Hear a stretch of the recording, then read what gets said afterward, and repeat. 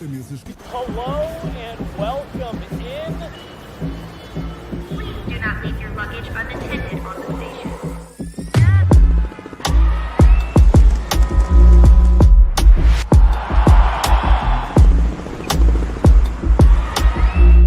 Welcome to the show. Hello, everybody, and welcome into an April Fool's edition of Pucks and Prosecco. But let me assure you, this show is no joke. I'm very excited to announce that I am joined in his official Pucks and Prosecco debut. Jesse Montano is a part of the show. Jesse, walk us through your wardrobe decisions for the day. Well, I want to first say, when you said it's April Fool's, I was like, oh man, I'm about to get kicked off this show. This is all just an elaborate prank. Emily Kaplan, come on Yeah. in. You're the real guest today. But no, I was getting ready this morning and I opened my closet and my pink hoodie was just calling to me. And I said, I love this hoodie in general, but I said, if there's ever been a day to wear it, it's for my Pucks and Prosecco debut. I've never been more excited for an episode of a podcast meeting. I can tell, honestly, the enthusiasm. You're always kind of golden retriever, but it was heightened today, and I'm excited for the topics we're going to be getting into. But it wouldn't be a proper debut if we didn't have real Prosecco, and you assured me that you're very good at opening this. Yeah. So Should Jesse I tell everyone is doing it live. my little secret here about Prosecco that I get made fun of for a lot? I mean, you kind of just volunteered it already. Yeah, I guess I should. This is my alcoholic drink of choice. It started accidentally a few years ago. And for the longest... Wait a minute. All right, I guess we'll tell that story as well. We were in Mexico at an all-inclusive resort. If you've ever been to an all-inclusive, they water down the drinks. Oh. Well, this nice young lady in front of us ordered a Prosecco, and I watched them pop the cork on it. I said, well, you can't water that down. So I ended up drinking this for a week, and that's now just what I do. Fave drink. And for a long time, I would hide it, would kind of be coy about it. Not anymore. People can make fun of me if they want. I was thinking back to the Winnipeg series, a lot of the Avs media in this sports bar with sports on every television, giant TV screens, and we're all going around the table putting our orders in. We've got some margaritas among some of the women that are there, some beer for the men that are there, and Jesse quietly, I think it was a sparkling rosé, maybe? Yeah, it was. I'm not sure they had a Prosecco option. You're remembering correctly. All right.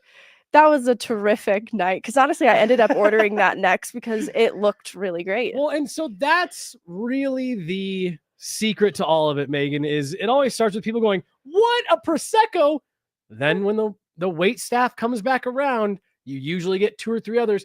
Actually, can I get a Prosecco as well? And it's like, see, everyone just needed to follow their heart. Right. Someone just to break the ice.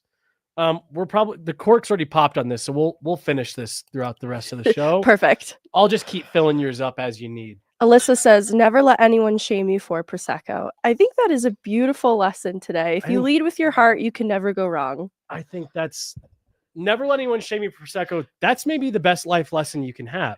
Well, Jesse, I'm so excited to have you on today. Cheers. Thanks for letting me come hang out. We've kind of, the Winnipeg series, in talking about it, Evan made a comment today at practice that the Avs' path to the Cup's kind of the same as it was last year. Yes. Just a little bit flip-flopped, very likely. It is that weird time of year where the playoff scenarios for the Avs, the part that they can control is kind of done with. Obviously, they should go and win the rest of the way if they can do so. But it also comes down to now things that are out of their control in terms of what the other teams are going to be doing. And so it's not official, but it does look like the Avs will be seeing Dallas. And with how good the top of the Central has been, I'm not doubting that they'll also have to see Winnipeg again at some point. It's funny, Mark and I were talking about the potential path. And, we were saying, Dallas and Winnipeg. And that was the first time I'd kind of said it out loud that I was like, oh, dang. Same as last year. Yeah. You and I had talked that I don't know, maybe it would be better for them to drop down into that top wild card spot and go through the Pacific. But, Megan, I'm actually going to lean on something that Nate told us in 2022 when they won the cup and it was determined it was Tampa. He said, I'm happy it's Tampa. If you want to be the best, you have to beat the best. And do I have an issue with this NHL playoff format? Of course. It's ridiculous that 2 top 5 teams in the NHL are meeting in the first round. But to Nate's point, hey, if you want to win the Stanley Cup, you're going to have to beat these teams at some point anyways. Something else that I've been thinking about, because the topic for today's show, one of the big parts of it, will be comparing the 2022 team to the 2025 team. How do they stack up? But something that stood out to me too was the quality of competition in the 2022's team path to the cup. Obviously, Yep. Tampa, a dynasty team trying for a third year. But I'm looking at Nashville and St. Louis and an Edmonton team that is objectively weaker than they are today, in my opinion. And so, in my opinion, the Avs' path to the Cup this year would face tougher competition than the Cup team had to. Though that team was so stacked, they made easy work of it. I don't doubt that they also would have been a powerhouse of a team if the 2022 team existed today. But I think this 2025 team really has their work cut out for them.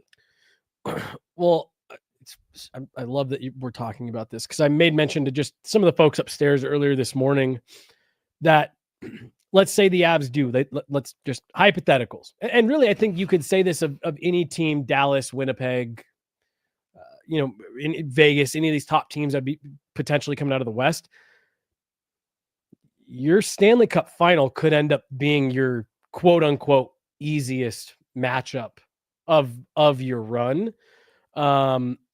And I just think that's it's funny when it works out that way, that you could end up going through the toughest part of your playoff schedule in rounds 1 and 2, and it gets kind of progressively easier from there. But yeah, I don't know. This is it's a really weird year. The salary cap, the flat salary cap has led to more parity than ever, and I think there's more teams that are all kind of in that, like, there's no like real bad teams in the playoff. Even the Blues. I know yesterday I said that I didn't think they were very good on the show. Look, I still believe that, despite the outcome last night and my frustration over then the last 2 games against the Blues being bad for the Avs. Mm-hmm. I still agree with what you said. But there is the caveat of they do have Jim Montgomery. And, the Wild could get Kirill Kaprizov back, and they got Matt, but like just every team, especially in the West, I think once we see the cap start to move again, it'll shake back out to the way that we've seen it in the past. But there's just so much parity in the league that the path is going to be very difficult going through the West. Yeah, that is kind of the tricky thing too. Going east to west, the disparity then of the competition at the top in the West, it's a little bit of a bloodbath, whereas it feels very different later in the podcast, depending on our time. I want to look around the league too about some of the teams with where they're currently at in the standings, some of the teams that are looking at wildcard spots, and even the conversation around the wildcard battle for East versus West feels so different. It feels like it's still so undecided in the West, but in the East, I think you can feel a little bit more confident about how that's going to shake out. Well, and in the East, it almost feels like none of those teams want it. You know what I mean? Like it like they're just constantly like, you take it. We don't. As we're the West, it feels like there's, to your point, like there's like a real intense race to see who can win as many games as they can. In the East, it's just like, who's gonna lose last? That's who's gonna get in. And it's very different vibes between the East and the West this year. Yeah. I don't know how to feel about it, because I think I would take the Nathan MacKinnon approach of wanting to beat the best, because it feels very iron sharpens iron to have the Avs play in the West, and especially in the Central, where I think it's been extremely competitive this year. I think that just makes the Avs a better team. And so I look at the games that have felt a little disappointing lately, whether it be the Montreal game, the Dallas game that they had within their reach, but then Dallas came back at the last minute, forced overtime. And now recently with this St. Louis game, there's something all of those teams have in common. They're in a position, either they are going to be a playoff team or they are making a strong case to be one for a wild card spot. And we're looking at tight playoff hockey, especially on behalf of those teams at this time of year. The Avs are getting everybody's best right now. And I think that's why I'm not entirely discouraged, but they do need to find a path through these teams too. I also believe they are made better after games like the St. Louis game. Yeah. I hope they feel a little disappointed with the end result. I look too, now Even Scott last Wedgwood. night, even last night. Take Oh. a little bit of sting out of that too. Yeah, no, I hope that one stings a little bit as well. I look like for Scott Wedgwood now, between the Ottawa game and last night's game, I feel was robbed of a shutout. Yeah. And so from the goaltending perspective, I think that this goalie tandem, we're going to get into it when we compare the teams, but this has been such a strong duo because had that been the case, it would have been a new career high for shutouts for both goaltenders now in the shortened season with the Avs. Yeah. And I think that's significant that they've both seen this elevation in play in joining the Avs, because the conversation around the team playing in front of them was, are they doing enough to support the goaltenders? Yeah. So this Colorado bump, we saw it in Georgiev's first year. I don't know that Blackwood and Wedgwood got the benefit of that. Yeah. Go check out our interview with Scott Wedgwood. Great segue. But Megan, you asked him a question. We sat down with him for 30 minutes. I apologized last again. week. Did you? He said, you already apologized. I like to talk. That was my fault. But we chat with him for 30 minutes. And I mean, you and I were on the edge of our seats for every answer. Like, he was just so great. But where I'm going with this is, you asked a little bit about, I don't know if you necessarily used the phrase Avalanche bump, but you asked kind of about this and you were like, what's the difference? And he goes, this team has the puck a lot more. Yes. True. And I thought that was such a funny response. But I think that it's, relative to what you're saying about, like, they maybe didn't get the same kind of bump that we've seen other other goalies have. They haven't benefited from in the same way. I'm going to say something here that might come off like a little bit of a shot at people that have been here in the past. But, like, I just think that both these guys came in as upgrades, like they brought them in as upgrades in net.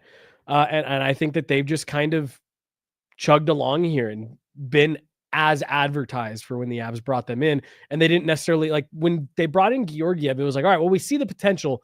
Can we get him to the next level? With Kemper, hey, he's been there before. Can we get him back there? For these guys, it was like, no, keep doing what you're doing. That's why we brought you here. And so maybe, I don't know, maybe I'm looking at it through the wrong lens, but it feels to me like for those other guys that we've seen recently, even Grubauer, hey, we think you can step out of the shadow and be a number one. We've wanted and needed to see a bump in all those other guys. For these two guys that have come in, they were brought in with the intention of being a stabilizing force. And I think they've kind of done that. Isn't it interesting too with how the year started in Nashville for Wedgwood, that people definitely didn't feel that way by the numbers, but similar to a Lindgren, whose play has been on the decline analytically the last 2 seasons, coming to Colorado, it's like it sort of removes that veil of what maybe was troubling the player on their former team, and you get a clearer idea of what they're capable of in Colorado. I think because they're well supported, that they're not trying to overcompensate in other areas, and I think it's just a matter of time before we see that for other players like Brock Nelson and Charlie Coyle, who I think are later addition adds that it's a good thing we still have 7 games left in the season, in my opinion. Usually I'm gearing up for playoffs 2 days ago and I'm excited and I just want to get there. I think the Avs need these games and they need to use them as valuable learning lessons on a less important stage before they get to the important one. I'm just going to take a quick 2-second side tangent on Ryan Lindgren. He made a couple plays last night with the puck on his stick. I thought he had a really good game last night. And had he scored on the play that I'm thinking of, he put the puck just wide, he would have surpassed his goal total from the rest of the season in New York in just the barely into double-digit games here in Colorado. And I just thought that stood out.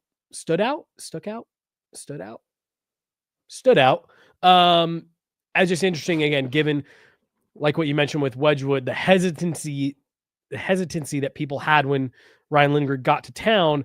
When I saw him make that move last night, I mean, it was a dynamic offensive play and he put the puck just wide. I was like, oh, I would have loved for him to finish that because that just would have been a really nice underscore on all of it. But I completely agree with you, Megan. I think we've seen this team been able to, and you could maybe even make the argument that they're in the position to again kind of coast down the stretch.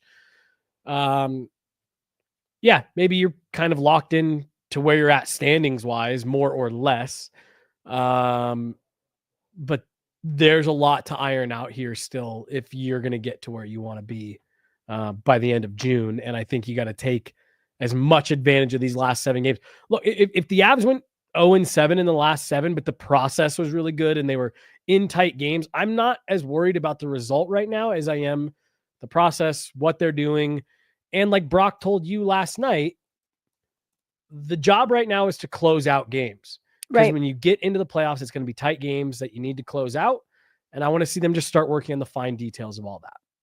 Yeah, I look ahead to, and there are going to be teams that are trying to bolster their wild card bid or trying to play the role of spoiler. Every team can find a source of motivation, to include the Avs at this time of year. And I look back at the 2022 season, because they were such a powerhouse all year, I think of that regular season almost like a fairy tale. You know, you had players that were producing at career high paces and the deadline was super successful for them. You know, Lehkonen came in and he was an incredibly easy fit into the Avs lineup and then proved to be a terrific fit in the playoffs. That's the other thing to account for too, is we didn't know Manson was going to be as huge as he was as soon as he got to Colorado. There were some ups and downs in his game in the immediate that prompted concern, but then he ultimately played a huge role in the cup run. And so I'm wondering what else is unknown about some of these new guys like Brock Nelson and Charlie Coyle. And that's what I want to get into, because this year has not been a fairy tale for the Avs. No. So I have to imagine their source of motivation is so different from what got the guys excited in their cup year. I hope there is this sense of people thought we were the underdogs. We're inclined to prove them wrong. That the 7 different seasons inside the season that could have been distractions to us actually made us stronger. We're more adaptable. We're more versatile as a result of that part of our story. I love you describing the 2022 season as, you know, like a fairy tale, because you dealt with injuries that year. But like we forget that there were, like, the Avs dealt with significant injury problems throughout the year. You know, that was the year that Gabe first had a cleanup surgery before coming back. Nazem Kadri breaks his hand in the playoffs. Andrei Burakovsky broke his ankle. Val Nichushkin shattered his foot. You know, they're like something in Andrew Cogliano. I don't remember what thing, but I also felt like it was hand for him. Yeah, no, you're right. It was, but different from Kadri, who also broke his thumb. Yes, he. I believe, in my memory serves me right, Cogliano blocked a shot. Okay. And it broke his hand, but I don't think he missed. If he missed one game, it was one at most. Or maybe he broke it in like a game, like at the end of a series and was back by game 1. That's what it felt like ahead of the Tampa series for some reason. Yep. I think similarly, Kadri was on a 100-point pace, but he had a little bit of an injury in season that stopped him from being able to fully realize that. Yep. And I only bring that up because it's going to be a part of our conversation comparing these teams side by side. But you look at some of the numbers that the top 6 of the 2022 team was putting up in the regular season, even with a couple injuries, you know, Landeskog, Kadri, it was still really productive. Well, and it just felt like, you know, to your point of it being a fairy tale, there were injuries, but it just didn't matter. Kemper played out of his mind in the regular season. Yes, and he does not get enough credit for that to this day. People remember him getting stabbed in the eye by Avs legend Ryan Johansson. And you know, so people remember that he was a little bit shaky in the playoffs, but you're right, he was lights out in the regular season. And again, so like just any of the potential speed bumps just didn't really felt like they mattered. It felt like every game you went to, every game you watched, you expected that the Avs were going to win. Yes. And they usually did. This is a year this year where not that they didn't earn it in 2022. They earned every bit of that. But like this is a year where it's not as clear cut, and you're going to have to knock off some teams that people think are better than you. And I do think that there is a little bit of that. And if there isn't, someone needs to send this message of, hey, there's a lot of people that counted you guys out, thought you were done, questioned if you could even make the playoffs this year at times. Had your ceiling as wild card team. Right. And you guys are here. You're going to finish the year as one of the hottest teams over the last 6 weeks. And you're on paper one of, if not the deepest team up front in the NHL. Go prove everyone who thought you guys were down and out, window was closed. Go prove them all wrong. Yeah. Go prove them all wrong. You know, I'm so glad to hear you say that. And I also want to invite everybody listening to start thinking of what the playoff slogan could or should be. I thought you were going to say to open year. a bottle of Prosecco. And I want all of you to open a bottle of Prosecco. That also isn't a joke. Nothing is a joke. Non-company specific. And hey, if you have a Prosecco label out there, you're looking to get on a podcast, we have a spot for you. It's perfect. See, again, spam calls, because I do ignore them, so I'm not getting so blown up. But Jesse entertained one spam call one time. I let my wife bully me into answering a spam call, and now look where it got me. It's a thing. Don't answer your phone, everybody. Yeah. Life advice for Megan. I don't answer my phone all the time, and look how I'm doing. Yeah, you could have your own show about Prosecco. Unbothered, but also a little out of the loop. Are you getting the political text messages again?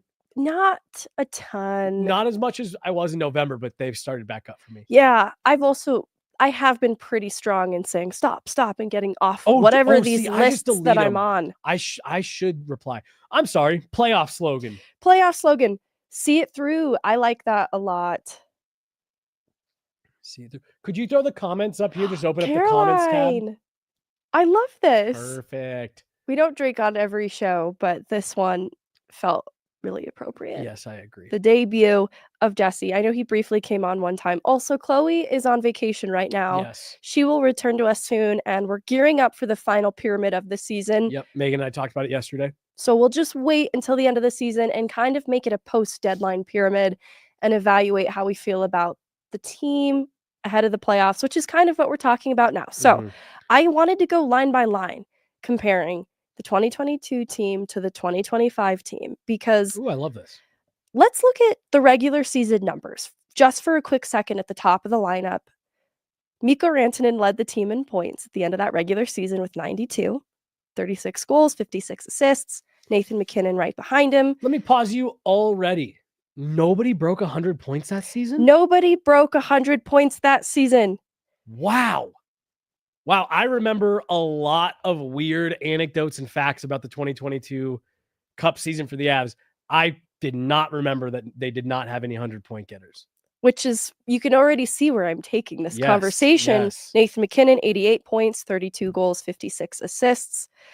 28 goals for Nazem Kadri, 59 assists, 87 points. Cale Makar, 86 points. Just so you know, Cale Makar's at 85 points right now. There's still 7 games. I think he'll surpass that easily, but it is pretty close to his points production in the Cup season too. Next behind that is Andrei Burakovsky. He was a player that I think people were worried about his production not being consistent enough in the playoffs. You know, his role was a little bit lower than we'd seen at points in the regular season, but he had a 61-point season, 22 goals. Landy, 30 goals, 29 assists, 59 points. 57 points for Devon Taves, 52 points for Val Nichushkin, JT Compher, 33, Alex Newhook, 33. I'll stop there because I'm trying to kind of paint the top 6 picture here. And then we can more broadly talk about the depth contributions too, because I think that's where it gets interesting. So the regular season number so far with 7 games to go. Nathan MacKinnon, 110 points. Cale Makar, 85 points. Here's where it gets a little tricky because of the Mikko Rantanen trade. Rantanen is still technically in his time with Colorado, 64 points. Artturi Lehkonen having a career high.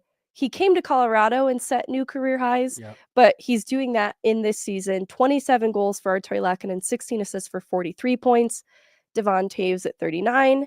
Jonathan Drouin, who missed significant time at the start of this season, 37 points. Casey Middlestat, 34. Val Nichushkin, another player who missed significant time, 30 points. Behind that, Ross Colton at 28 points. What's Val's games played for this year? 37. I was gonna say, is it okay? 37. Yeah, so pretty close to a point per game. Let me ask you another question that I know the answer to.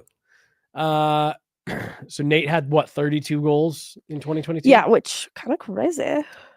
What's he at right now? Nate is at 30. So that was a number that I found interesting a couple days ago when I realized that he hit 30 goals. I said, oh man, he has first 30 goal scorer. Now there's potential for them to end up with a couple more. But I said, geez, that seems a little bit down. But when you look back at the 2022 year, the year which Jared Bednar describes Nathan MacKinnon as maybe playing his most complete hockey ever, it's pretty comparable. It is Wouldn't pretty you say? comparable. Yeah. And I really give Nathan MacKinnon a lot of credit for the way he built out his game in the playoffs, specifically in both ends. I don't think he earned enough credit for how well he played defensively in his own end.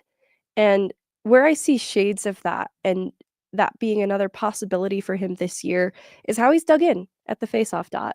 This was maybe a part of the Avs' overall picture that they maybe didn't prioritize in the past, and I think there's a huge priority now with their play down the middle and winning some draws in games. And it's improved significantly now after the deadline. Now lines 1 through 4 a lot more solid, but Nathan MacKinnon individually electing to get better at the dot, Yes, I think will make them better in their own end. Late D zone starts, Nathan MacKinnon digging in yet again. I expect that from him, and I imagine he's reached a new level compared to where he was even at in the Cup year. And I really want to drive that point home that I think the 2022 team was better than the 2025 team. yeah. Sorry. But I think Nathan MacKinnon in 2025 is better than he was in 2022. Ooh, wow! I love this take. And Whoa! oh my God, what a day! Ooh. I'd like to nominate Blake Coleman for the Burn Book from Vaguely Sober with the super chat. I didn't get as heated in the moment, but I've seen the fan reaction to Blake Coleman being a little brat, and I respect it. Yeah, put him in the Burn Book yesterday. What I love more than anything else is opening up for nominations to the Burn Book. Wait, I yes. think that's amazing. Yeah, guys, please, if you ever feel passionate about your hatred for someone, tell me. I want to know who you hate, and we'll put them in the Burn Book put 'em in the book. together. Uh, Nothing brings people together quite like shared hatred. It's so true. Talking shit about somebody else is the best team building activity ever. I have some ideas for the Avs. The 2022 team is better, but Nathan MacKinnon now is better than he was then. Megan, I think you're spot on. And I think that is so. Look, I know the first one and maybe two are a little bit tainted, and I'm not, disagreeing with that. But I want to talk about the Blackhawks Cups in 10, 12, and 15, somewhere in there, 3 and 6 years. And I think about how those all went, because we remember them by the end being this kind of dominant for specifically the lockout shortened season, where it took them like 22, 23 games to even lose a game. And then even still, it was, overtime, all that stuff. And it's this really dominant force. And I think we think about that sometimes. But all three of those cup wins for the Blackhawks were made very differently. And I think about that for the Avs this year, because I do think that we in the media, fans, even, at the national level, like we think about that 2022 team and how dominant they were. And we kind of think about that as like, oh, well, that's what it takes to win a Stanley Cup. And no, it takes everything coming together in the right way, and that looks different for different teams. And so while this team maybe doesn't feel as dominant the way they did a couple of years ago, well, it's just the way that some of the Blackhawks Cups didn't feel as dominant as they did in that lockout shortened season. And it takes different parts coming together in the right way. And I think what makes me feel confident about this team's ability to get there, despite them, I agree with you, not being as good as that team from a few years ago, is your higher end is somehow higher now than it was then. And Nathan MacKinnon has been through that grind and understands that it takes more than just him filling the net for them to get to the top of the mountain. And I do think he's a more complete player now. And I think Cale Makar is a more complete player now. He wasn't killing penalties 3 years ago. He's one of their primary penalty killers now. The D-core, which we considered to be one of the best defensive cores in the NHL 3 years ago.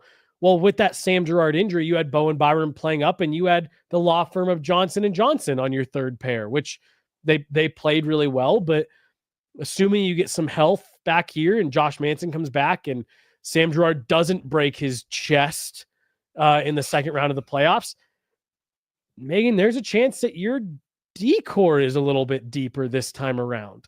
Eric Johnson, that guy that you had as a staple of your third pairing, well, he's actually your number 7 if you're fully healthy.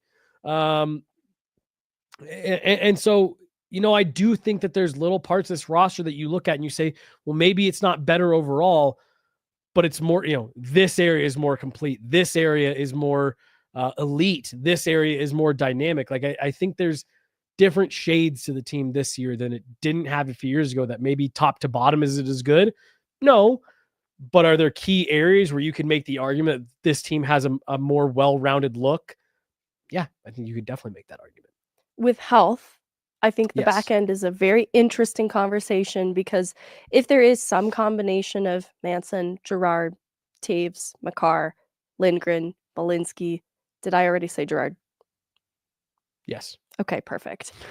Eric Johnson's then floating around in there somewhere. And you've got Keaton Middleton as a guy waiting in the balance too. It becomes interesting because of what the combination of Lindgren, Manson, and Girard represent. Yeah. It just means somehow, the bottom 4 of however that D-core shakes out is going to be stronger than the bottom 4 of the 2022 team. Because what Johnson & Johnson were as a third pairing was a little bit steady, a little bit reliable, but you can, if it's a Malinsky, let's just say, who's on the third pairing, you can account for maybe a little bit more production to come from that. And I think he's rounded out the defensive side of his game. Bowen Byram had 9 points in 20 games. And I know that doesn't sound like much. I recall him being on the doorstep of significantly more chances than that. That didn't 2 crossbars finish. In particular that stick out of my head. Yep. So he was very much a part of the action and actually led the team in ice time in Game 6 in the St. Louis series. And so I think the steps that Malinsky has taken to absorb more minutes throughout the year, it's not going to be a direct translation to what Byram provided for the Avs in the playoffs. But I think it's because what Byram provided is going to be made up for in what a Malinsky and a Lindgren provide, because a Lindgren is a clear upgrade over the Johnson committee. And so similarly then together, what a Malinsky and a Lindgren, I don't even know if that ends up being the pair. It kind of seems like Bednar like Lindgren and Manson together. And the Sams have been doing interesting things, but also Lindgren and Malinsky have been doing interesting things. I just feel a confidence that, again, the bottom 4 on the back end might be better now, health permitting. It's a very huge qualifier that has to be true, because it does get a little scary after that drop-off. But honestly, it would have been a little bit scary after the drop-off in the 2022 team too. Because of the injury, and you had Jack Johnson in, if you went one more injury, you were going to your Black Aces, Look, I don't want to undersell. Let me see your glass. What Bowen Byram did I'm forcing this on you. I don't know if you wanted more, but I'm forcing it on you.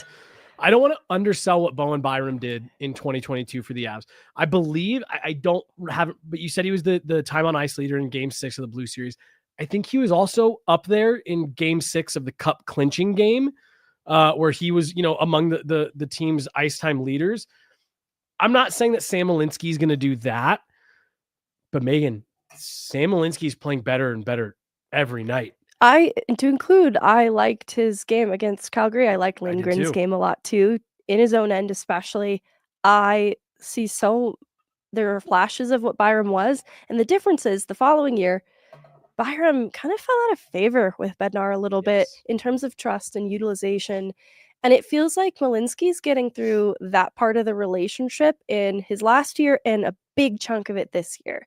I think those growing pains that a young defenseman experiences with his hard-nosed coach, Malinski's gotten out of his system. He's a little more maturity, just being a little bit older as well. And, the issue with Byram was like trying to get him to play on his offside. You've just got a natural righty in Sam as it is. So I think that with Malinski, we kind of leaped over some of those hurdles that Byram was experiencing in the year after the Cup that will prove very beneficial in a playoff run from the perspective of trust.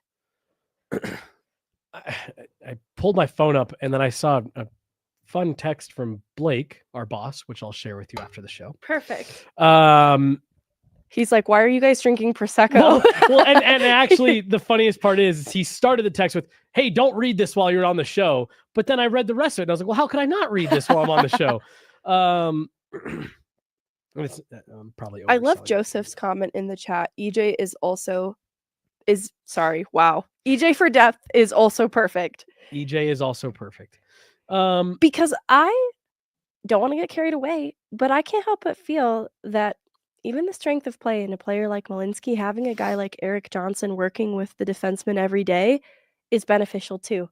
That is an experienced player who had the pedigree, like the style of play that Eric Johnson played earlier in his career can help teach Sam Malinski now some things. It was unique to Eric Johnson at the time back in 2006, 2008. Somewhere in there, wherever I don't deal with numbers. I think 2006. I'm more of a feel girl. Felt like it happened around then. Early 2000s. Ross Colton around analytics. He's like, yeah, I kind of pay attention, but I'm more of a feel guy. Same. Yeah. No numbers for me. It was unique when Eric Johnson was drafted. Now it's kind of the expectation. You got to be able to get up ice and move the puck and things like that. So I think you're right. But, again, and I think very highly of Bowen Byram, both in our interactions with him and him as a player. I never had a bad interaction with Bowen. No, he was actually one of the best. Yes. Yeah. So hilarious. Again, I'm not trying to find reasons to say why Bowen Byram was lesser than or whatever, but Sam Malinski, he's always been a productive player, but he was never like a runaway offensive, like dynamo on the back end. He's always needed to have a well-rounded game. Again, I think Bowen Byram is kind of like Gerard in that he didn't always get as much credit as he maybe deserved for being a stout defender, not just like an offensive presence. But I do feel like there's the potential for Sam Malinski to, if he continues to elevate his game, that you could end up in a second round where it's like, yeah, we have high levels of trust in Sam Malinski on both ends of the ice. I mean, Megan, you said it a minute ago, we kind of breezed past it. I thought he was great last night. In a game that the Avs let a 2-goal lead slip away and lose in a shootout, I thought Sam Malinski was a big bright spot, and I thought he was doing things on both sides of the puck that are making you look at it like, yeah, this is a second pairing guy in the future. You and I talked to him last week, and he openly admitted, like, I wasn't ready for how much more of a grind this season was going to be versus what I've done in the past, college and the American League. And so, like, he outright admitted to you and I, like, yep, big learning lesson this year, but I have a better understanding of it. I was able to get my batteries rested, recharged, and I'm back at it. And I think we're seeing the real true life trajectory of Sam Malinski here, post Four Nations break of like, yeah, we're seeing some of the potential that the Avs are hoping to tap into with him. Yeah. As early as this playoffs. I think his maturity as a player too is how he's able to translate the messaging that he's getting to round out his game into actual results that have now been more and more consistent. If I'm not mistaken, too, I don't know that St. Louis was his strongest game, but he followed it up with a good game against Calgary. And so I do think we talk about floor to ceiling, and I Yep. do think he's shoring that up to be Took the words out of my not mouth. as low of a floor, and the ceiling is just getting higher. And I even look at a player like Byram, whose trajectory was impacted by injury. And so Big time. the playoffs were kind of his breakout moment where we really got to see what we knew he was capable that whole time, but couldn't fully realize. And in a different way, that's my hope for a player like Malinsky too, that there's just more to offer that we haven't even seen. And I think that can be true of a couple of the guys between a Lindgren and a Malinsky and a Girard, who was robbed of his 2022 playoff run because of an injury. Yeah. Can you see, could we see Sam Malinsky take that next step? Because the part that has impressed me about him since coming out of the Four Nations break is it would have been easy to assume that this was the time of year where his game would start to, shrink a little bit because the intensity and the expectation and the pace and everything ramps up.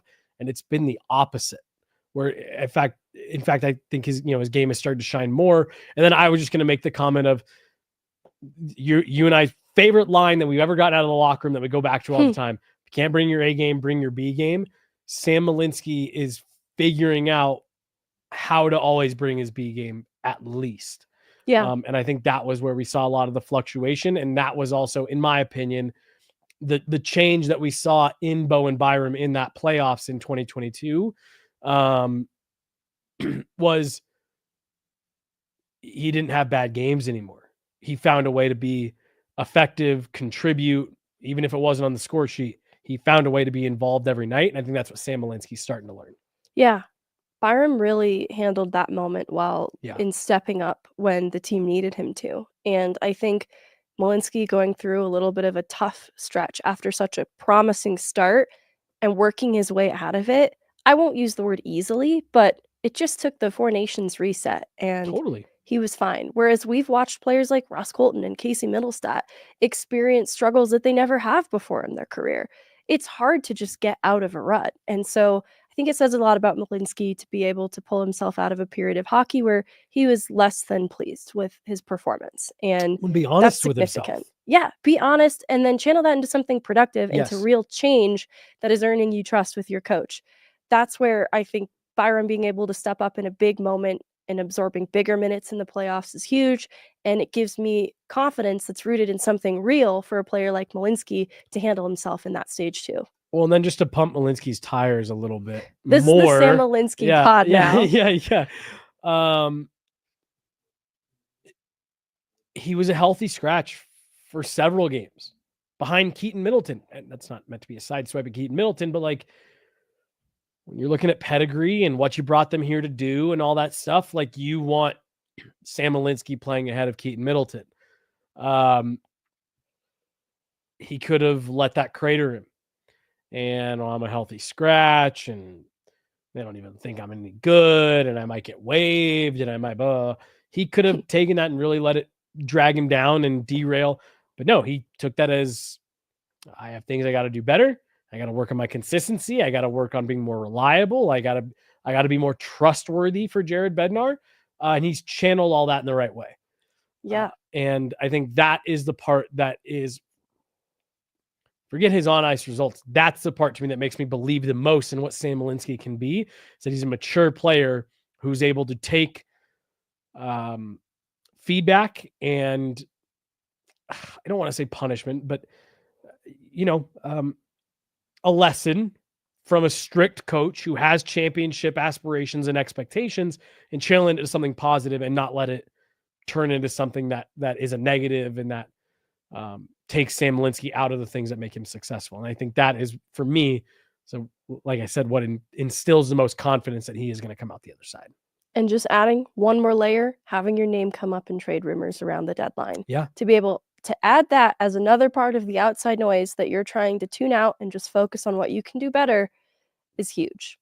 And I mean, I don't think we ever talked about Sam Malinsky being traded on the show, but when you and I would discuss it privately or, anything like that, saying discuss it privately always makes it sound like you're never like. When we were sitting with Chris McFarland and I said you should get Brock Nelson and Charlie Coyle and Tanev. But keep Sam Malinsky. But no, you and I did always talk about that. I really did. I felt like had they moved Sam Malinsky at this year's deadline, it would have been a mistake because I just think there's so much potential there that is yet to be tapped into. And what we've seen coming out of the Four Nations break has made me double down on my belief for that. Yeah, I think the organization realizes that they struck a little bit of gold in what they have with him, and they don't want to part ways with it too easily. Mm-hmm. All right. I think we've covered a lot on the back end comparisons from Cup year to now, but I like the note too about a player like Cale Makar because I also agree that I think Cale Makar in 2025 is better than 2022. Yeah. And the tough part has been the last two exits for Colorado. I felt that way similarly, that a Nathan MacKinnon and a Cale Makar deserved a better fate, Mikko Rantanen formerly. Right. And so it's been things that have sort of slipped out of their fingers, a little bit of injury, misfortune too, right? Losing an Andrew Cogliano in the Seattle series and losing a Val Nichushkin, of course. Yeah. Those were all very difficult things to overcome. But lost in that is, I think that Cale Makar and Nathan MacKinnon have only become more special. So I know you were starting to gear up for us to move on, but because there's a name that you said there, Val Nichushkin. I also think Val Nichushkin now is a significantly better player than he was in 2022. I like this. And there were players on both teams that made mention after the fact, whether it be through podcasts, interviews, various things like that, including Jared Bednar, that have said there's a good chance that Val Nichushkin was the best player in the Stanley Cup final. The last 2 years, the Avs have had disappointing exits, and who's been missing from the lineup? Other than Gabe Landeskog, Val Nichushkin.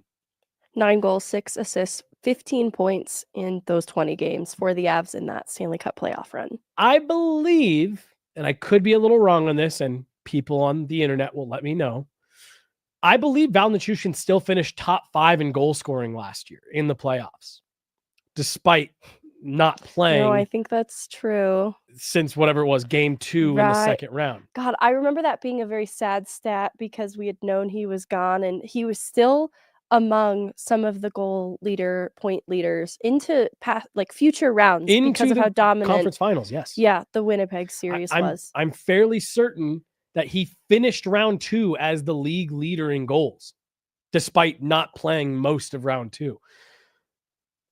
I said this on a podcast right after the Mikko Rantanen trade, and I want to again say this.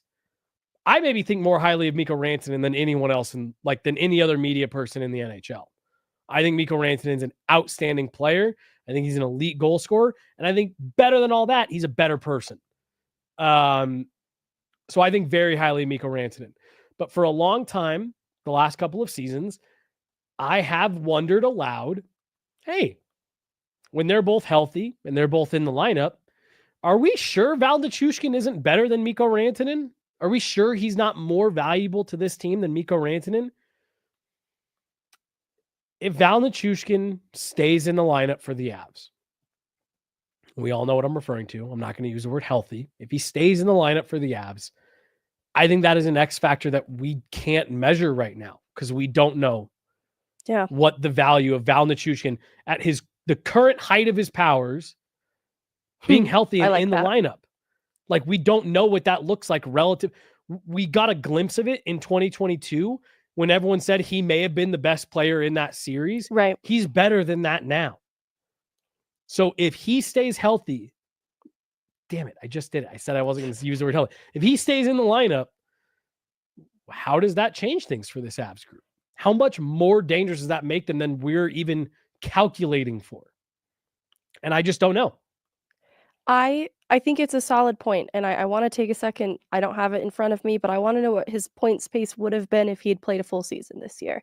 And that's unfair, but I am just curious how it stacks up with some of the regular seasons that the other players were having in their cup year, because the Gabe Landeskog of it all is also important in this conversation. Like if we are going, You said he's got 30 points right now, right? yes. Okay. If we're going line by line, you've got the three-headed monster, three-headed monster, big egos. No, but Mikko Rantanen, a part of that, right? 5 goals, 20 assists in 20 games. I'm not trying to draw a direct parallel to Netchus, but obviously that's how the trade shakes out. I don't think that Netchus alone is meant to replace single-handedly Mikko Rantanen's impact in the playoffs, but Mikko Rantanen, as much as he would frustrate you, he did sneakily pick up points along the way. Constantly. Along the way. So Netchus has a little bit to prove then in the postseason the way that Mikko Rantanen did. And I don't mind if the way that he contributes, maybe the overall number is lesser, but you feel he has more of a direct impact on the production. Whereas sometimes it felt like Mikko Rantanen was an assist merchant, just kind of collecting. But it takes highly skilled players to make plays too. I don't want to sell Mikko Rantanen short in that, right? But in 59 playoff games, 30 points for Netchus. 11 goals, 19 assists, compared to Mikko Rantanen's 25 points in the cup run specifically. Yep. With the three-headed monster, though, another important thing to mention. Mikko, I was always in the camp of you deal with the negative of Mikko Rantanen because he just produces every night. To your point, if you can get to a point with Marty Netchus of, okay, well, you're not having to put up with the negative, even if he doesn't produce at necessarily the same clip. If you're getting away from that, again, using this term very loosely, negative of the way that Mikko Rantanen would feel like he'd sometimes kind of float through playoff games. I still can't believe that through all of this, the Avs are going to end up playing Mikko Rantanen in the first round of the playoffs. Yeah, I don't know, but Marty Netchus has something to prove here as well. There's a real sentiment from the Carolina side of things that one of his drawbacks is that he would disappear when things ratcheted up and he wouldn't get to the interior of the ice, and he was a perimeter player, and Jared Bednar is not going to stand for that. He's not as effortlessly productive as a guy like Mikko Rantanen. Marty Netchus is going to have to earn it. And if he can find a way to earn even something close to what Mikko Rantanen produced in the playoffs, I think you're going to end up with a player that you're really happy with. And Val Nichushkin is on pace for just shy of a 70-point season over 82 games. Okay, that's actually comparable to where Jonathan Drouin would have finished too if he had stayed healthy the whole season. And I know maybe it's like, well, this is why you just don't do points projection because it's a little bit of a gamble. But I think it's safe to say in seeing the games that Drouin and Nichushkin have been in, the difference they make is pretty clear. Yeah. In the bottom line. And so I feel a confidence that these players are going to be a big impact in a playoff run. And similarly, Arturi Lehkonen thought he was great in the cup run, and he had some game-breaking moments for them. So in the way that we'll talk about a JT Compher as being kind of a clutch player. Do you have Lecky's point total pulled up for that playoffs? Let's see. I think I have it somewhere later in this list here. Lehkonen, 16. That's his contributions after he got to the team. If not, I'm gonna try to pull it up real quick. Perfect. But he's another player, Megan, that I think is better now than he was 3 years ago. Easily, he's exceeded his regular season career high in this season, kind of quietly, and he was a huge impact. He's in almost the cup a 30-goal guy. I know there's only 7 games to go, but he could end up as a 30-goal guy. And so you look at what Lehkonen was able to do for them in the cup run. He clinched the sweep over Edmonton in the Western Conference Final with an overtime goal, and he scored the series-winning goal in Game 6 of the Cup Final. Lehkonen has come up in big moments. Huge. I think that's true of the regular season this year too. That has been a sneaky component of Lehkonen. He's clutch light like a JT Compher, but a higher upside, I think, a better fit in a top 6. And we already saw how he helped them in 2022. I think he can help them more in 2025. 8 goals, 14 points for Lecky in 2022's playoffs. I think he can easily exceed that because now the opportunity is even more elevated. I would say the expectation is for him to exceed that even because of the way that he's elevated his play. I think that's pretty safe to say. And then the Jonathan Drouin part's interesting. That's a new piece that we can't compare to from the Mhm. cup run year. But I think his two-way game improved in ways that maybe when you think of what he can do in the playoffs doesn't get enough credit. But I imagine the way in which he complements Nathan MacKinnon, because not having Landeskog to fill out the top 6 picture, it does make a huge difference. Huge. Even with how it comes Huge. together right now with players like Duren and Lehkonen in the mix. Now Brock Nelson playing up there with them. It still feels like it's left a pretty big hole side by side. It doesn't feel quite as strong, even with players like Duren helping to round it out. It's I think the 2022 team was more offensively dynamic.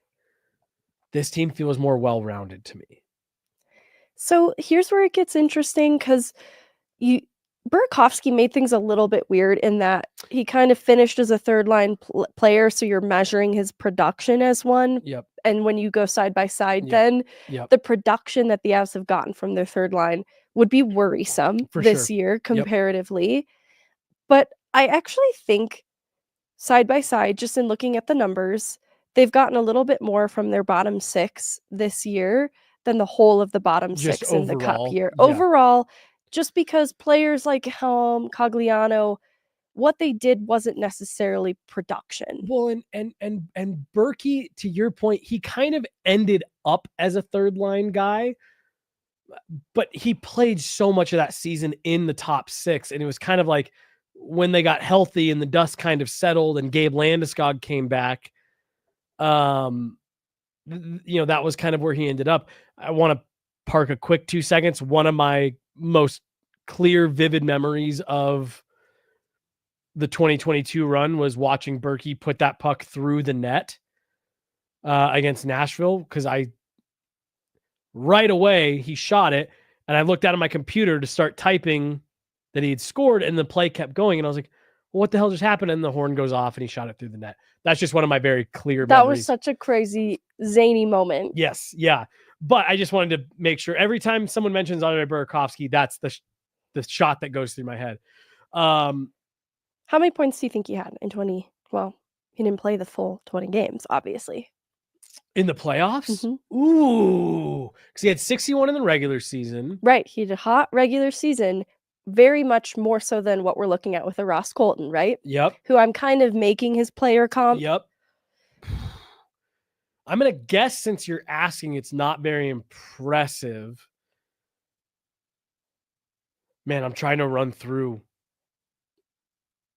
because there weren't a lot of games that year. There's only 20 games that year. He only played in 12. Woo! Oh, man. Which actually makes the number feel 8 points? 8 points is perfect. 3 goals, 5 assists, and he did have the OT winner. Nailed it! Yes, in game 1 against Tampa. So I want to measure to the game-breaking moments for these players and add a little more weight to them, so maybe the points don't totally jump off the page, but moments matter. I've had just enough of this, and I'm in a nostalgic mood. Hell yeah. That his overtime goal, Burakovsky, it was such a nice pass from Val Nichushkin that I remember thinking that JT Compher must have run into Andre Vasilevsky, because it was a wide open net for Andre Burakovsky. And I just remember thinking, like, when the puck first went in, I looked at the ref, and then I looked at John Cooper to see if he was looking down at the monitor. I was like, well, there's no way Andre Vasilevsky was just that out of position, but he was, because it was that nice of a play. Wow, 8 points. See, and that's where I think you do have the conversation, Megan, of like, the Avs can replicate, like Charlie Coyle can replicate that. That's where I feel such a passion for Charlie Coyle. I genuinely feel in my heart that what Coyle and Colton can do together is just a dam waiting to burst. I see so many flashes in the games they've gotten in together. Add Gabe there. Look, Gabe there, and your mind just... It's such a missing piece too. Like, we just haven't seen the full potential of what this third line can be. With all due respect to Joel Kiviranta, I know Megan doesn't like him very much as a player. Whoa, no. Joel Kiviranta rules. But it does feel like it's just kind of Ruels Kiviranta is Jared Bednar said, well, it's nothing special in terms of what he does specifically for that third line Right. because he's just very versatile. That's an awesome thing to be, though. Yes. So full love to Kiviranta, but they're just missing a little something on that third line. And in the same way that Joel Kiviranta was a different player in the Winnipeg series than we'd seen at any point in that regular season. I think he's built upon what he did in the playoffs in this regular season. I just wonder if there's another level for Kivy and or if, a Landeskog on the wing of that third line. It just, the potential for what it could be feels like it only gets better from here. Yeah. Whether that is playoff Kivy stunting on these hoes or Gabe Landeskog coming back. I mean, and look, none of this is I didn't mean to call anybody hoes. I'm so sorry. I wish you would call more people hoes, Megan. We don't talk enough about the people that are hoes out there. Blake Coleman. Yeah. I'm just kidding. You know what? I'm going to move past that one. So I was going to run with it, but I asked Kivy 2 weeks ago, I think it was in Montreal. I said, with the amount of competition that there is in the bottom part of this lineup now post deadline, is that any extra motivation for you? And he goes, look, I don't think we need any extra motivation on this team, but I do wonder if it sounds like he's potentially coming back on this 3-game trip they got coming up here. Yeah.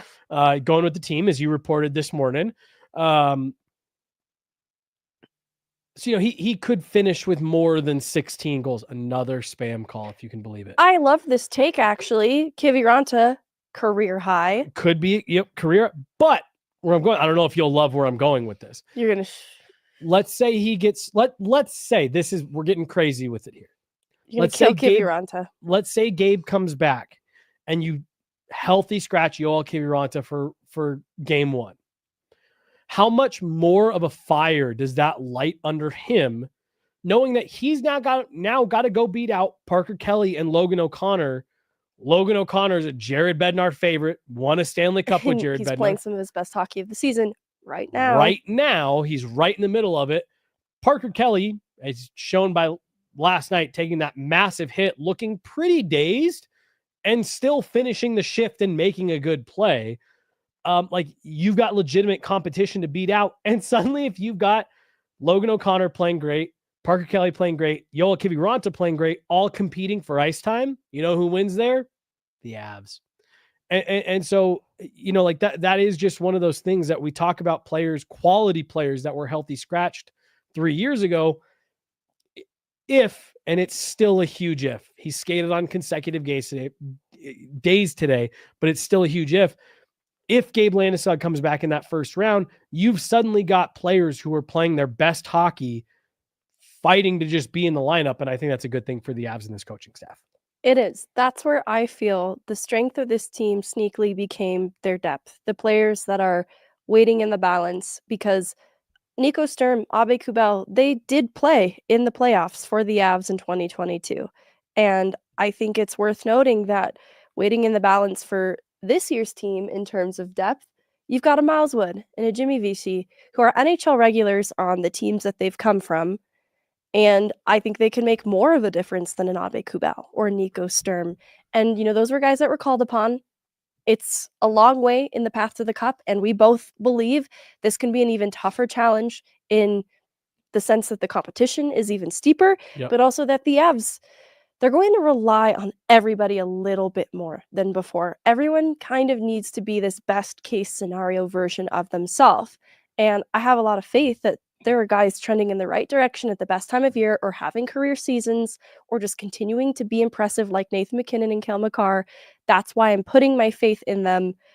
But it is an interesting part of it. I do think the depth that's waiting is a little bit better. We talked about Burakovsky's contributions and how we feel all right between Coyle and Cole, and I think that they can provide a similar impact. JT Compher, he finished with 5 goals and 8 points in the playoffs, but he had some pretty game-breaking moments. I'm sure we remember 2 goals in Game 6 to help clinch the win over the Blues, and the game-winning goal in Game 3 to give the Avs a stronghold in the series sweep over Edmonton. And that goal right there was... This is going to sound silly. That goal was when I knew the Avs were going to win the Stanley Cup. His third goal, or his goal in game 3 to put the Avs up against Edmonton, because he came out of the box. Yes. And he just, so I'm going to tell a little bit of a backstory here. My parents are huge Colorado Avalanche fans. My family moved here the year before the Avs. If you've followed me on my media journey, you've heard this story before. My family moved here the year before the Avs got to Denver. And when the Avs showed up, we moved from a state that didn't have any pro sports teams. So suddenly this team was here and they were good and they were on a championship run. And it made my family, my parents in particular, because I was really little, it made them feel really connected with the city. So my parents are huge Avs fans from day one. And for so many years in the 2010s, when the Avs were bad and when they were trying to climb out of it, and even under some of the early, Jared Bednar years, my dad would always say, the Avs look like little boys out there. They get pushed around. When, it comes time, they just get moved right off the puck and they don't win any battles, and that they'll never win a Stanley Cup if they can't win those battles. And I'll never forget, JT Compher comes out of the box. He's racing for a puck, and with one hand just shoves Evan Bouchard down to the ice. Like, this is my puck, little boy. I'm going to go in on this breakaway now. And I picked up my phone immediately and texted my dad from Edmonton. And I said, they're not little boys anymore. And that was, it was just one of those moments where it's like, yeah, this is a mature, grown, veteran team that is ready to take these steps. I don't fully remember what the point with all this was, but you mentioned JT Compher and those big moments. Yes. And that was just one that he was involved in a moment where I remember thinking like, yeah, this team's going to win because they've taken that next step. I do think it's important because JT Compher also had a good regular season, at least a personal best for him going into it, and then came up huge in big moments for the Avs in the playoffs. So when I say the 2025 Avs are counting on best case scenario, they are looking then for a JT Compher type player to step up in big moments. I think that quietly, Lehkonen or Jokiviranta have had those types of moments in the regular season, that those will be players that I'm looking at outside of the regular cast of characters I'm expecting to do it. Because outside of that, I think this fourth line is intriguing. I think that the experience of the 2022 fourth line,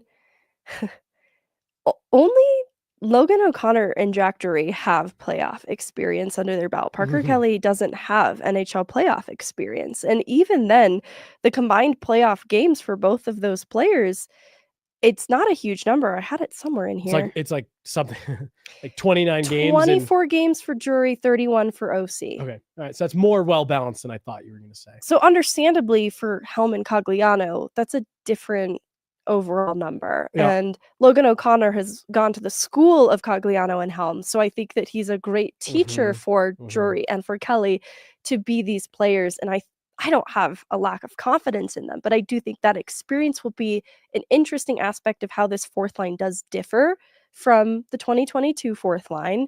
But I also think the ways in which it can be different, maybe there is more of an offensive impact that they can have in addition to just being such a hassle to play against, being so difficult to play against that they wear teams down, they exhaust them, and then you send the top line out and they do great things. And you know where I think they make that experience up this year, Megan, is with Charlie Coyle and Ross Colton. I think you're just moving that up from the fourth line to the third line. And I actually think, I think, talking about Lehkonen and Kiviranta kind of coming up in those big moments, and Avs fans know Kiviranta can show up in a big moment in the playoffs. It's kind of a special little thing about him. It's a thing about him. And this maybe feels like the easy, low-hanging fruit answer, but you know who I think takes the place of JT Compher clutch goals from your depth? Devon Toews. Oh, I like that answer too. It's Charlie Coyle. Okay, I like that answer more because we haven't gotten to really see it yet. Right. But I believe in it because we have this track record of what Charlie Coyle has been on his other teams and how valued he was in Boston for a reason. I'm not going to give that no weight I think it's significant. I think we haven't even begun to see the impact he can have. And I think the way that Jared Bednar uses him is a reflection of why we should give him a little more credit for what he can do for this team in the playoffs. In overtime situations, Charlie Coyle, though new to this team, is being put out there. Brock Nelson, another one that I think is quietly the experience is going to be a huge piece in all of this. Yep. It's interesting, the version of Nazem Kadri that we got in 2022, it took shaping for him to be that player. I think Brock Nelson doesn't maybe have quite the ceiling as 2022 Nazem Kadri, but I think that floor, it's a raised floor. The room for error is going to be smaller and more responsible.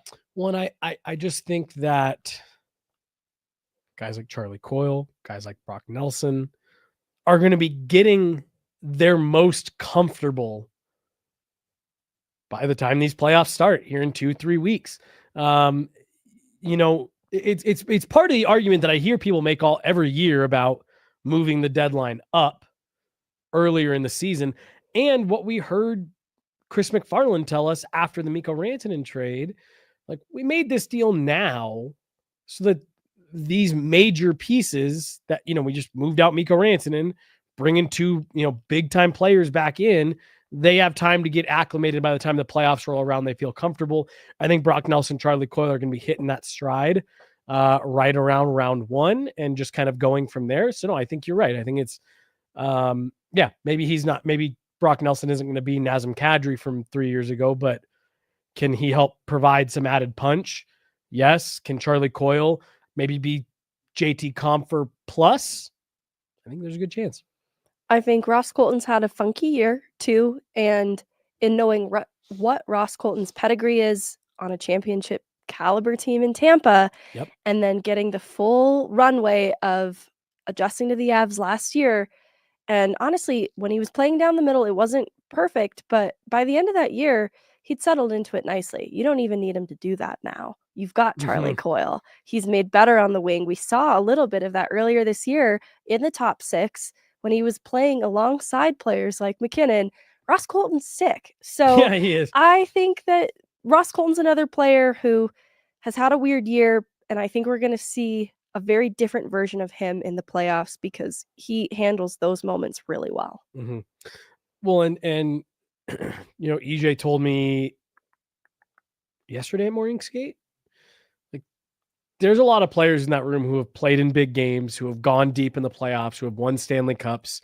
There's not going to be anything that rattles this group. And the other thing I was going to say all the way back at the start, so I apologize, I'm going to be jumping around a little bit here with we were talking about how, there's so much parity in the league and the teams are, the West is so deep. And I include the Avs in this. I think every team is flawed though, Megan. I think all of these teams that are even the real contenders, I think they're all flawed. And I think the Avs are a team with experience, guys that have played in big games, and they're going to be able to help overcome those flaws and patch over them. And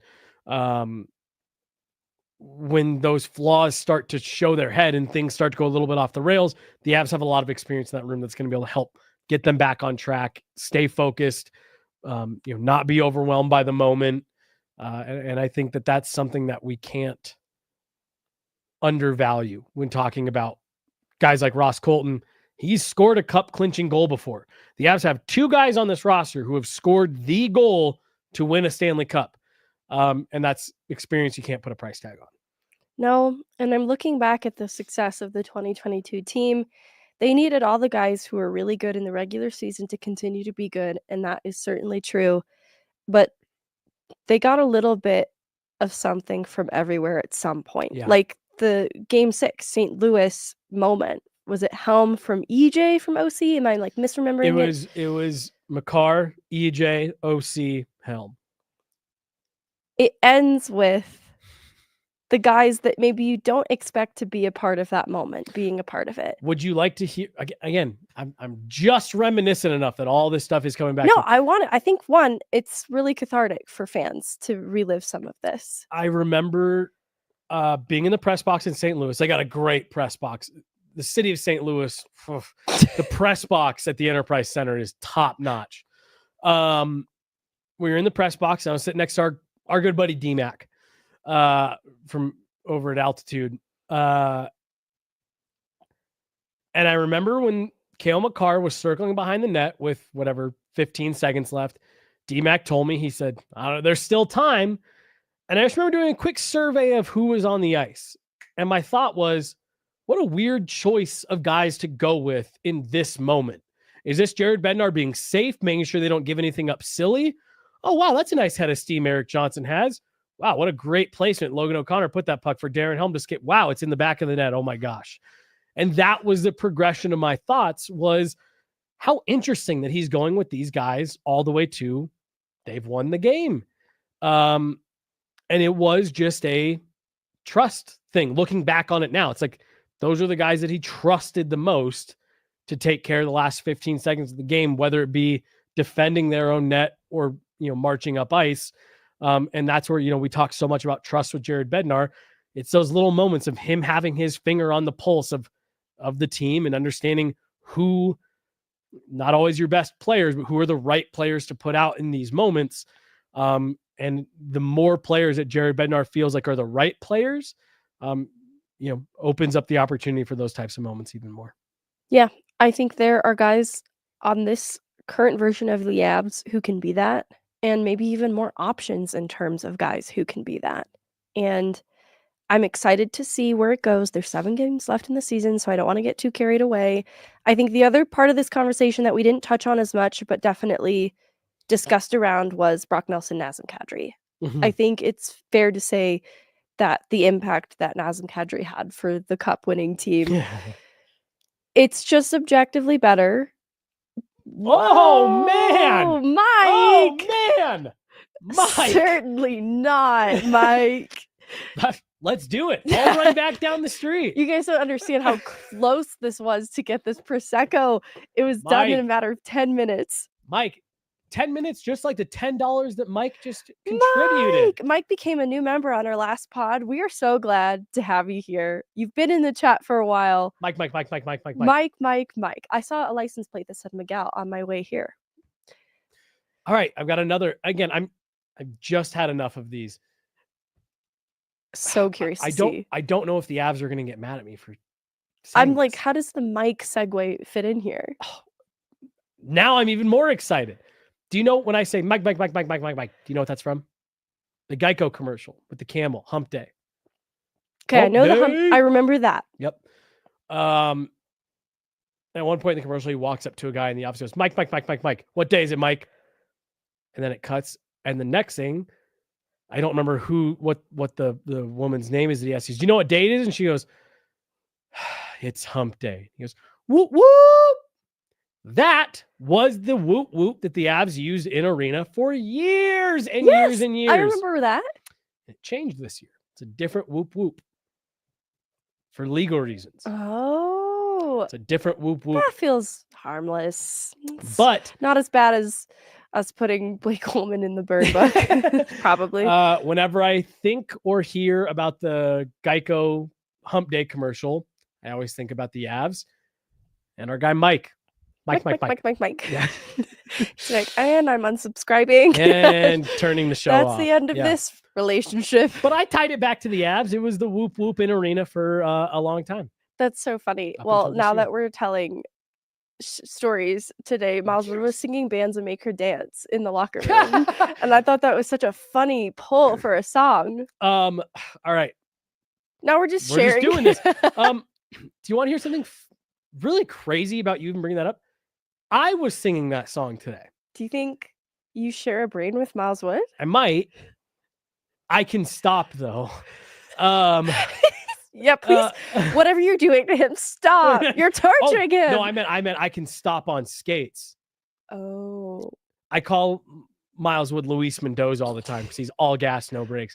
Alex Ovechkin and Jacob Chikrin sing that song to each other in the tunnel before games, before warm-ups. And there's been videos of it going around. So I wonder if Miles Woods saw the same videos that I did that made me walking around this morning as I was getting a pacemaker. Because Alex Ovechkin and Jacob Chikrin sing it to each other in the hallway.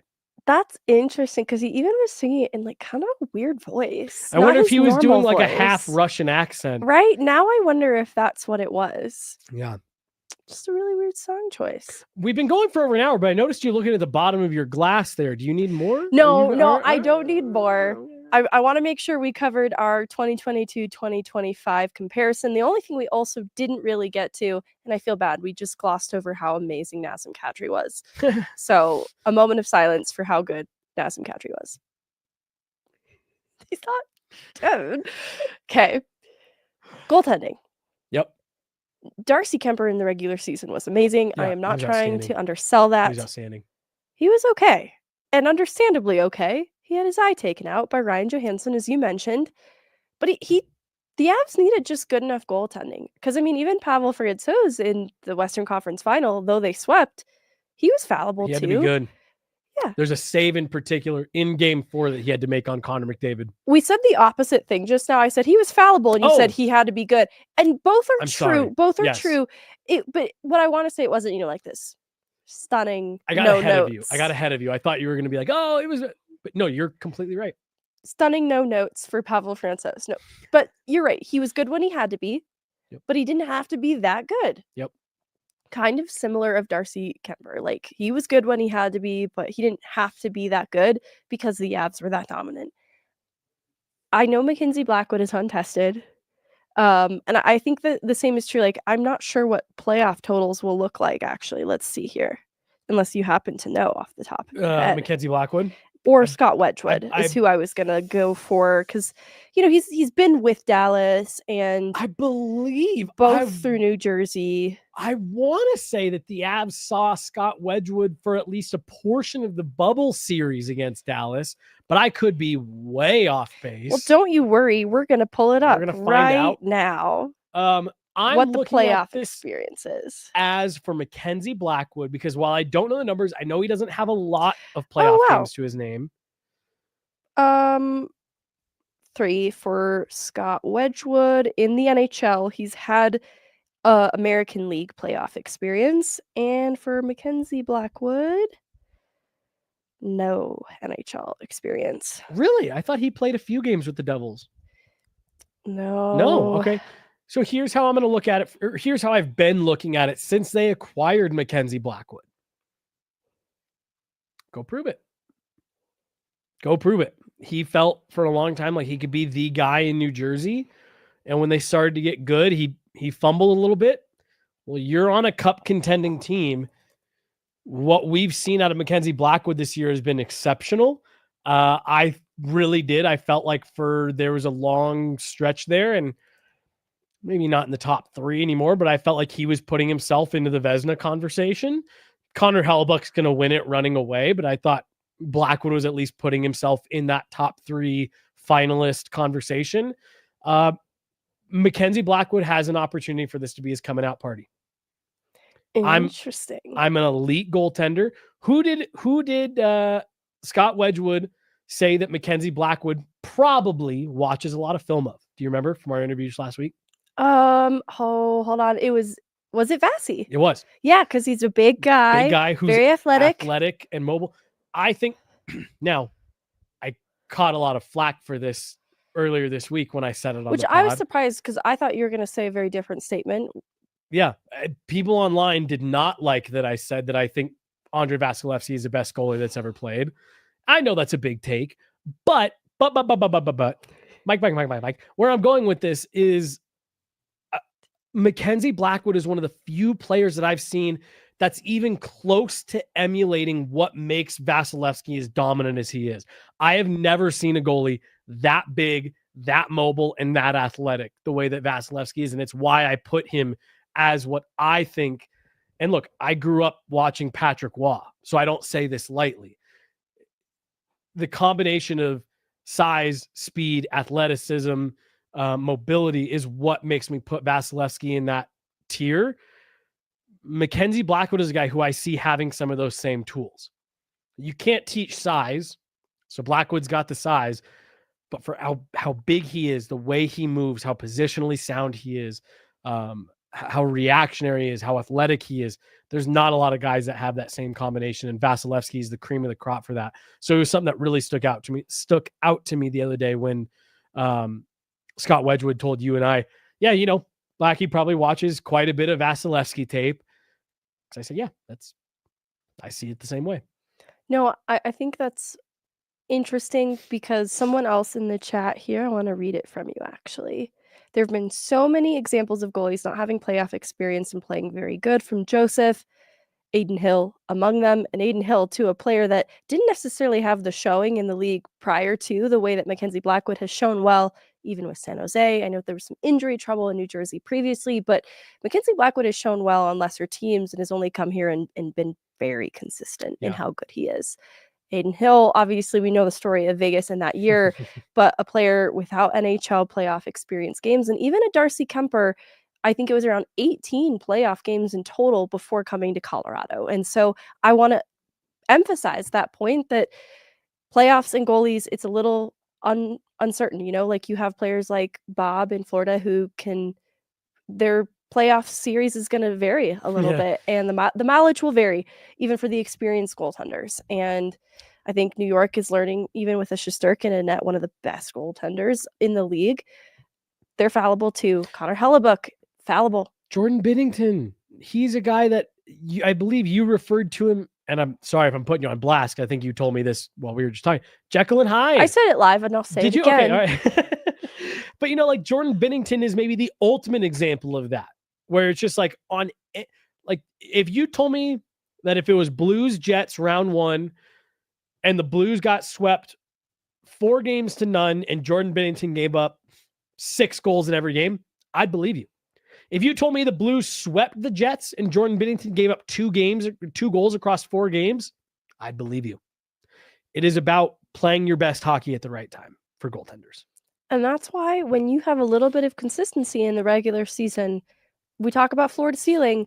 I think that Mackenzie Blackwood, the variance between games and things dropping off is so minimal. I think you get the same guy on a nightly basis. Well, and what else did Wedgie tell us the other day? There aren't shootouts. No, I'm just kidding. He didn't say that. He didn't say that. Wedgie talked about it, and actually Jared Bednar talked about it right before.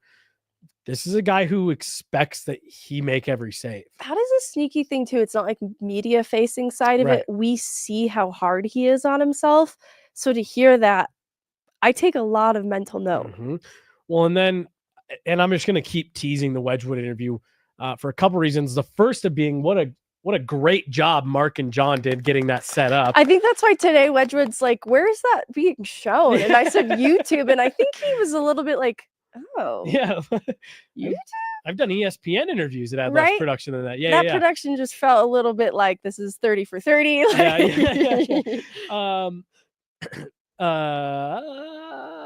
where was I going with that? Sorry, you were gonna tease Wedgwood. Yep, talking about something he. Well, and Blackwood feeling like he should make every save. Damn, I got so hyped on Mark that I just forgot. Mark and John. You guys are too good at your jobs. I know. You know what the 2022 Avs team didn't have? Mark behind the camera to document it all. Anytime Mark's not there, we walk into the room, everyone's like, where's Mark? What do you guys? And they look at us like we're bums. They're like, Val won't even look at us unless Mark is there. Go listen to the Wedgwood interview and you'll figure out what I'm talking about, probably. We've gone long today, too. Do you have any final thoughts to round this out, wind it down? Go watch the Wedgwood interview. That's all I have to say as well. Scott Wedgwood, he was extremely generous with our time. We made him miss his lunch, and the Avs PR guy. Yeah. Shout out, Jared. Sorry for making you miss lunch as well. You know what? I was actually going to poke fun at Gerard, but I'm not going to. Gerard's the best.